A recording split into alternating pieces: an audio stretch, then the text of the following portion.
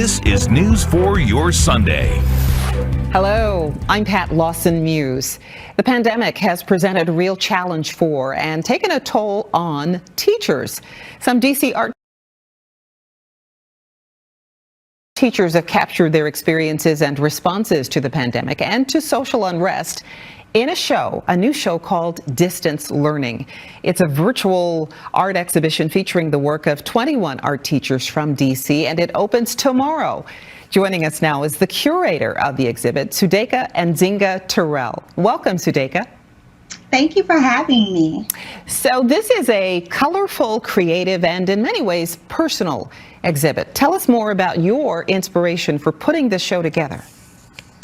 Well, I wanted to apply for a curatorial grant with the DC Commission of the Arts, and I was searching my mind thinking, what could I do a show about? And at the same time, I was watching my husband, who's an art teacher with Friendship Public Charter Schools, transition from in-person learning to teaching from his computer and trying to figure out how he was going to engage his students who some didn't have art supplies, who were in various situations with their home life, and watching him have some time to actually create. So in between classes, he would be sitting and he'd be painting and showing his paintings to the classes, kind of substituting lessons and trying to figure out ways to be creative.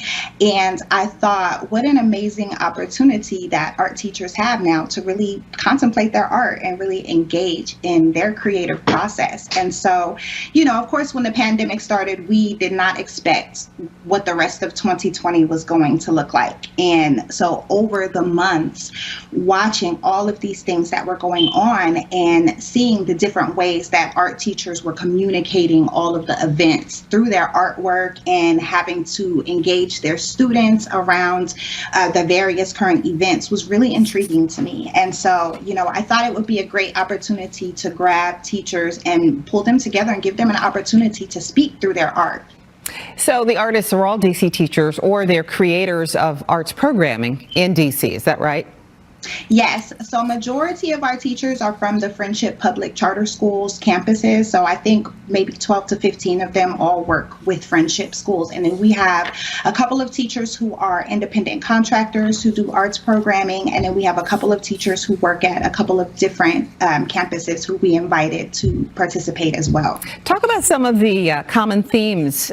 We mentioned the pandemic and social unrest. Tell us a little more about the themes. So we have teachers who have presented artwork definitely about the time that they spent during quarantine. So reflecting with their families, with their plants. I think I saw a story on Instagram that plant sales boomed because people were trying to figure out, things to do at home and ways to make their space more comfortable. We have some pieces that address the social unrest. And so when people visit the actual gallery, the virtual gallery, there's an area that I kind of patterned after the Black Lives Matter the street. So it's a lot of pictures from the protests, pictures from the election cycle, different artwork that's reflecting the ways that people felt about some of the changes that were going on, particularly in this country. Majority of our teachers are Black. And so I think that some of the events, especially through the summer, really hit home. So we have a lot of pieces that are really emotional about some of the things that we were seeing happen when we were watching the news, or some of the things we were seeing happen actually taking place on our streets. Yeah. Your husband, James Terrell, is from a rather well-known DC family. His parents are Reverend Dr. James Terrell, who's pastor of the Second Baptist Church, and retired associate judge Mary A. Terrell. He has a BA from Howard, a Master of Fine Arts from Parsons School of Design, and a Master of Divinity from Union Theological Seminary in New York. So, having said all of that, how do all of those influences impact his work? I think that they definitely greatly impact his work in terms of having an understanding of what's going on from multiple angles. And so, the church, for example, is downtown. And, when a lot of the early rioting was happening, there's definitely concern about, is the church going to be okay? It's a historic site.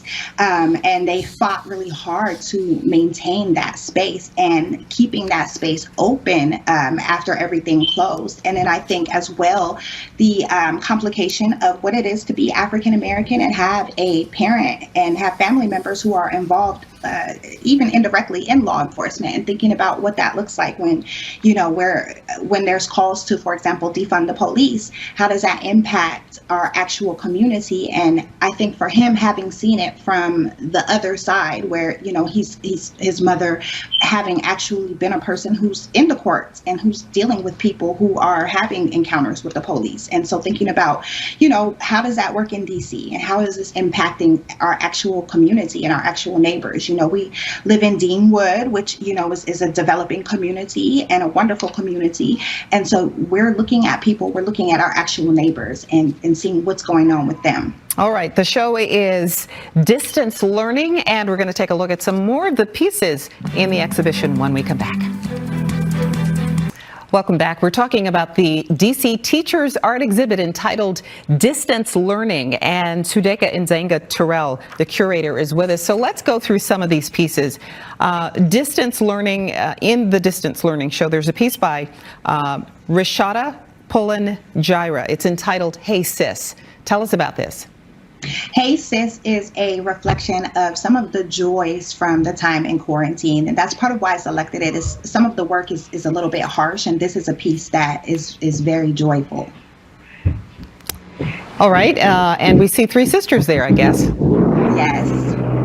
All righty. How about Flanora Merritt? Now, her piece is entitled Black Lives Matter.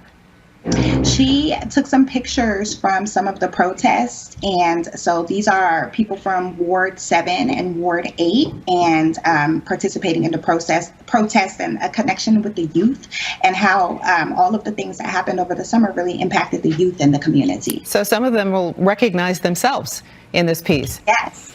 Another teacher artist is Danielle Hawkins, who also painted a piece that she entitled Black Lives Matter.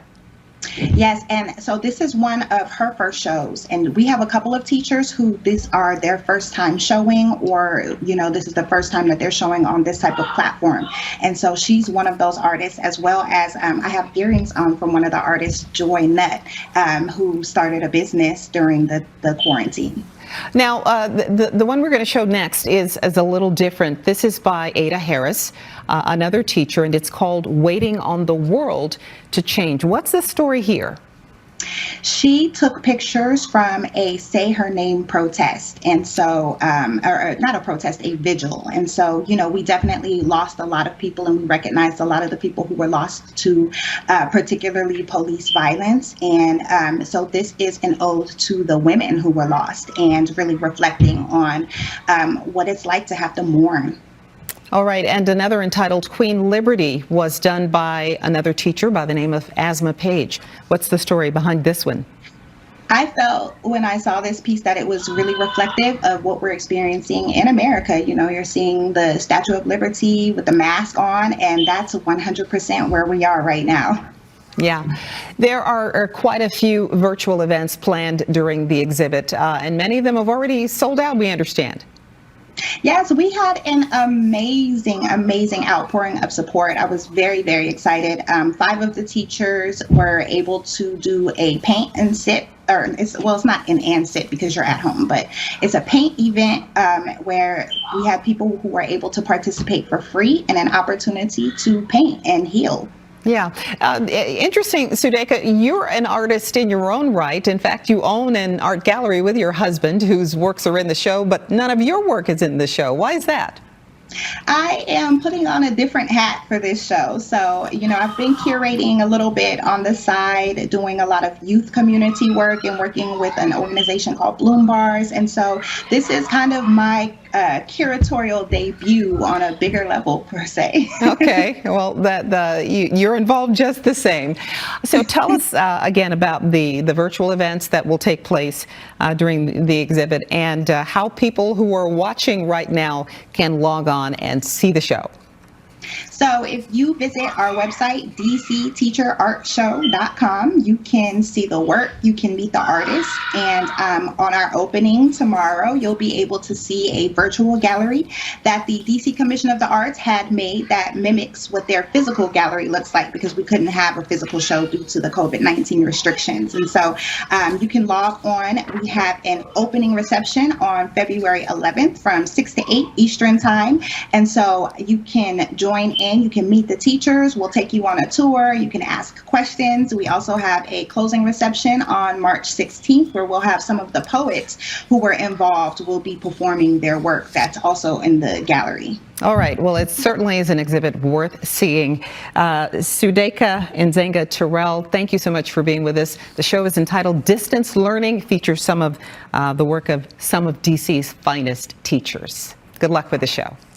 Thank you. Thank you so much for having me. Absolutely. And coming